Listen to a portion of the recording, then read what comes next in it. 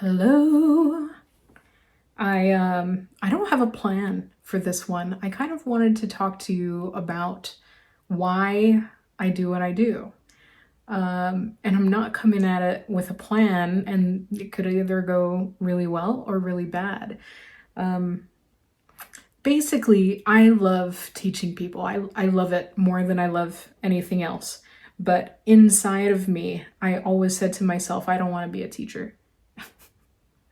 I wanted to do it in a very, secretive way. I put a lot of nice words around it, but what it was is I didn't want to be called a teacher. And I think it is because teachers had a very programmatic way of doing things. It felt really static. But in the world that we're living in right now, a teacher does not need to be a school teacher, does not need to be a college professor. So I am leaning into, I don't need to teach by accident. I can teach on purpose. Another reason I do what I do goes all the way back to high school. It is this deep love for everyone and wanting people to be unified and having everyone say, but that's not how the world works. And so really thinking about that for the last 20 some years, I'm in my 40s.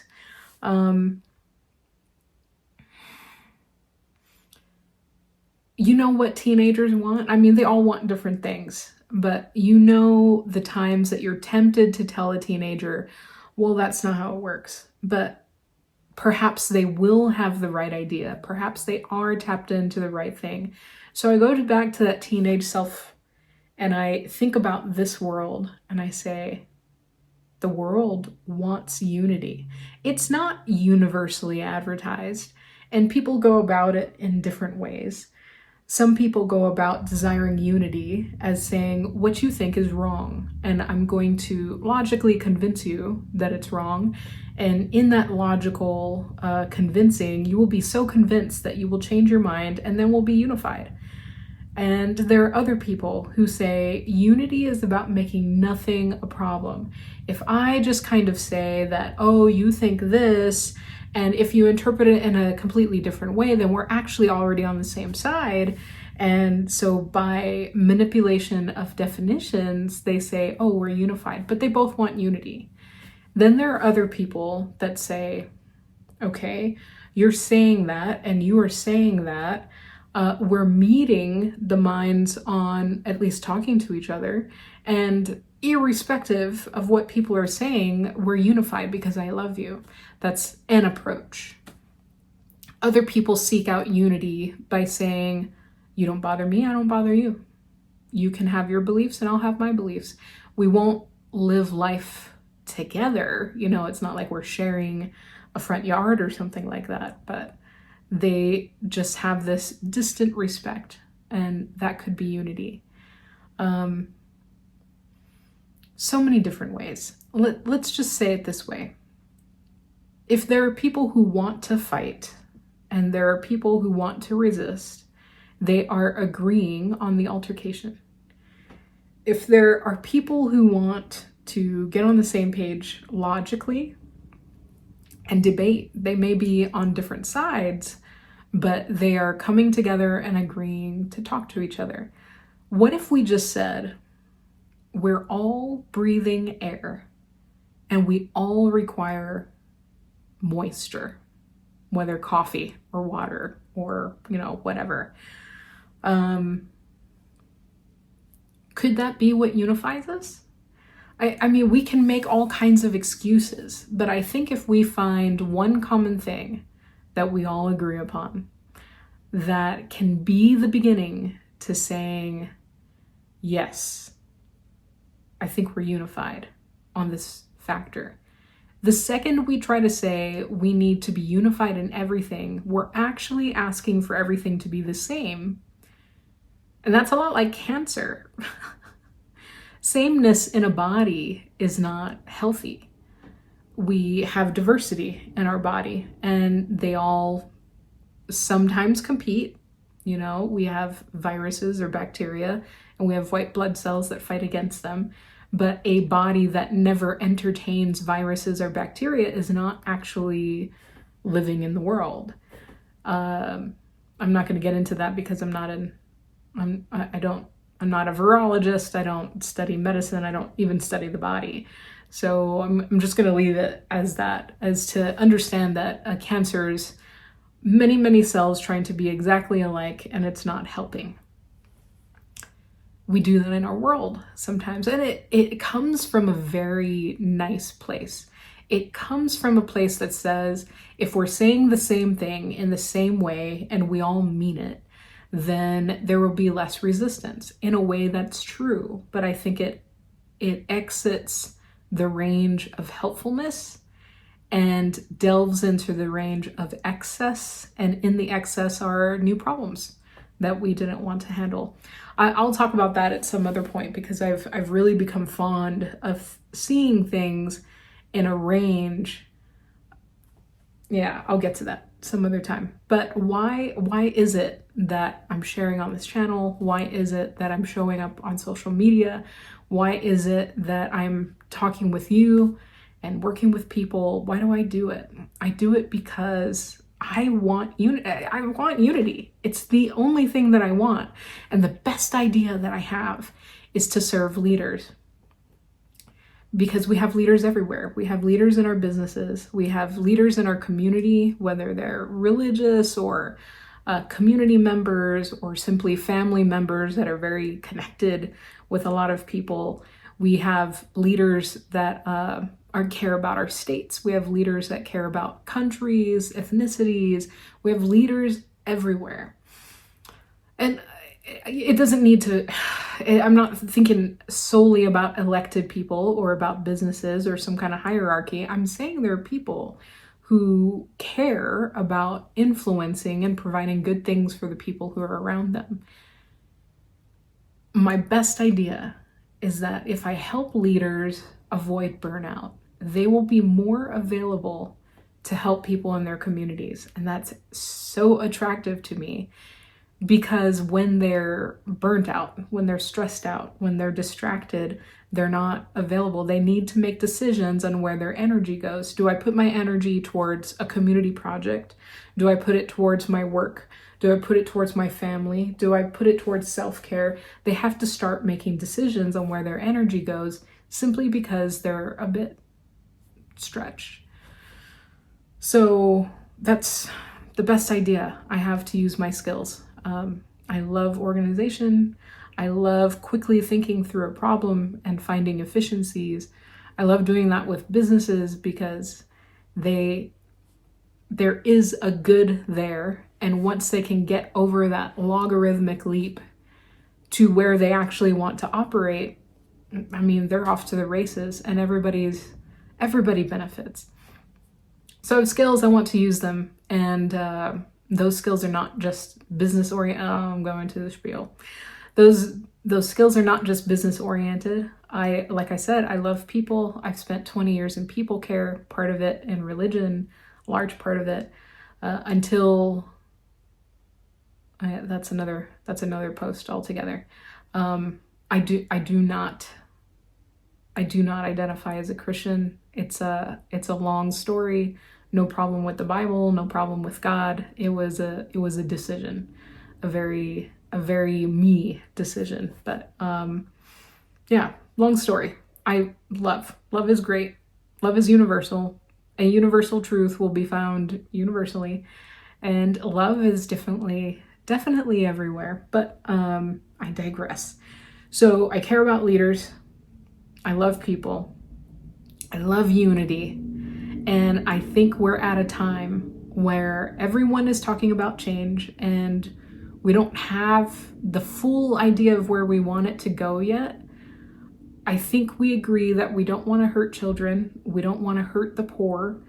As we change, we don't want to accidentally hurt anyone.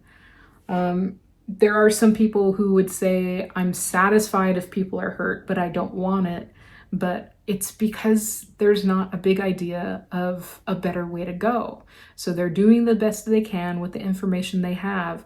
I certainly don't have the best idea, so the best that I've got is to support leaders as they figure it out on their own.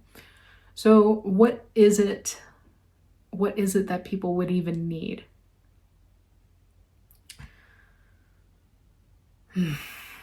I'm looking for the one magic bullet, and I'm not exactly certain that there is one.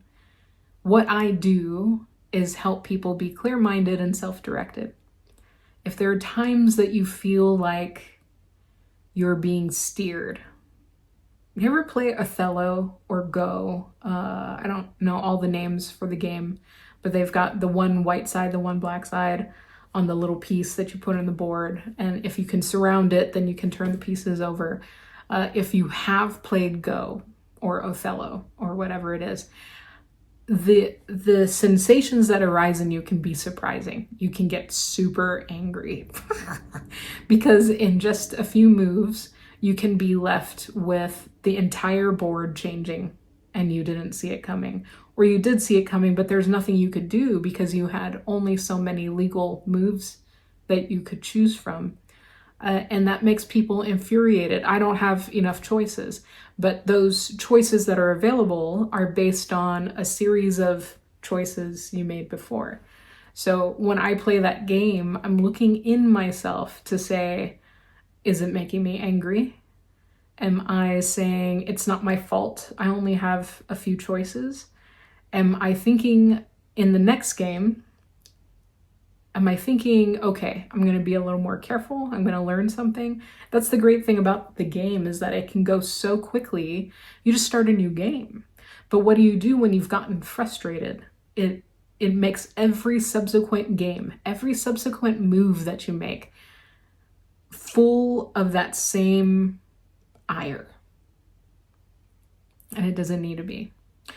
And so what do I do with leaders? I help them with the flow because that's the organizational side that I love. But I also try to bring to light the counterproductive practices that bring up that sensation of being steered, like you don't have ideas, like you don't have options.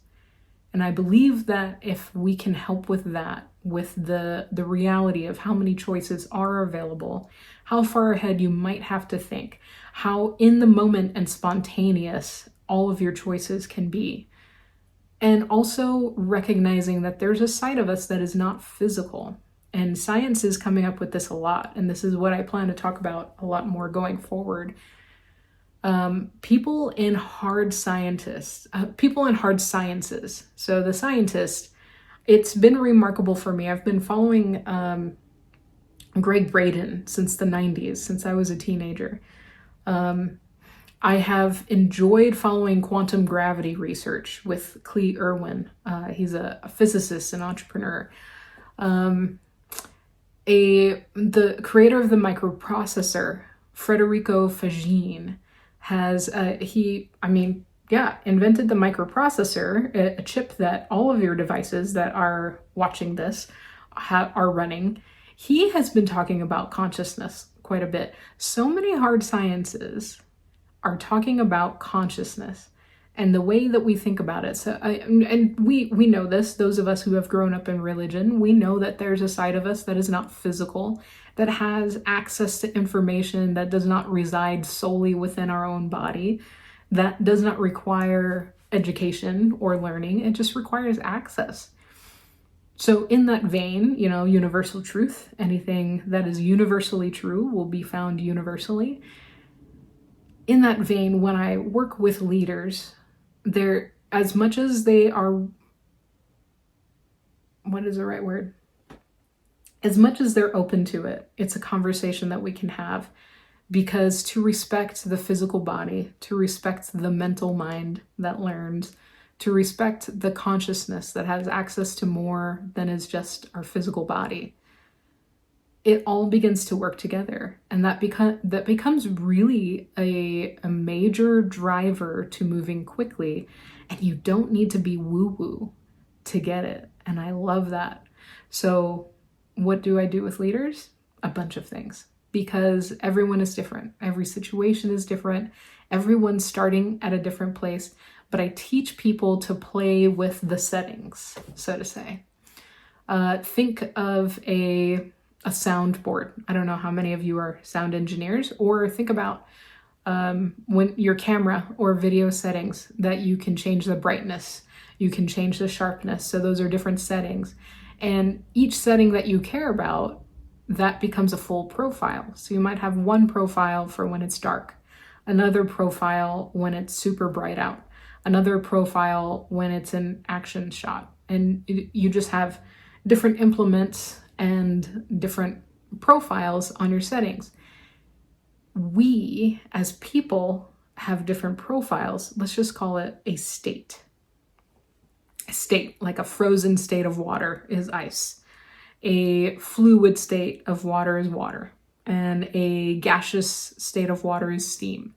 So a different state exists in different parameters. And as leaders, we have different states.